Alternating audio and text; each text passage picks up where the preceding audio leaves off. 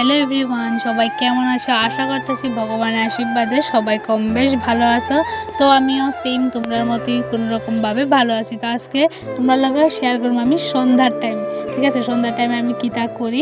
তো এদিকে ধর সন্ধ্যার টাইমে আমি এদিকে ধূপ দেখাইতেছিলাম ঠাকুরের কাছে। আর অনেকে কইবা যে আমরা মন্দির ঘর মানে থাকতে কিলিকে আমি এদিকে পূজাইতেছি। তো কারণ রয়েছে আমরা ঠাকুর ঘর অক্ষরও প্রতিষ্ঠা হয়েছে না, প্রতিষ্ঠা হওয়ার পরে তারপরে ঠাকুর ঘরে পূজা দেবো আর কি। তার লেগে এরকমভাবে আমরা পূজাইতেছি, ঘরের মধ্যে কোনোরকমভাবে ছোটো মোটো করে ঠাকুরের সেবা দিতেছি।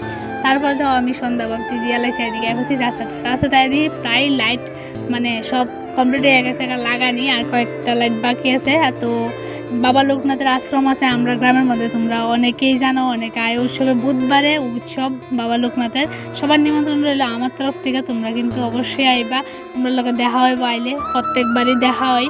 তো এদিকে দেখো আমি আয়া পড়ছি ঘরে আয় সেরা মা আর বদ্যি দেখছি আগরতলা থেকে আয়া পড়ছে, তারার লেগে আমি বানাইছি গরম গরম চা, প্লাস নিজের লেগেও 1 কাপ চা লয়ে এলাইছি। আর তোমরা তো জানো আমি চা খাইতে কতটা ভালো পাই।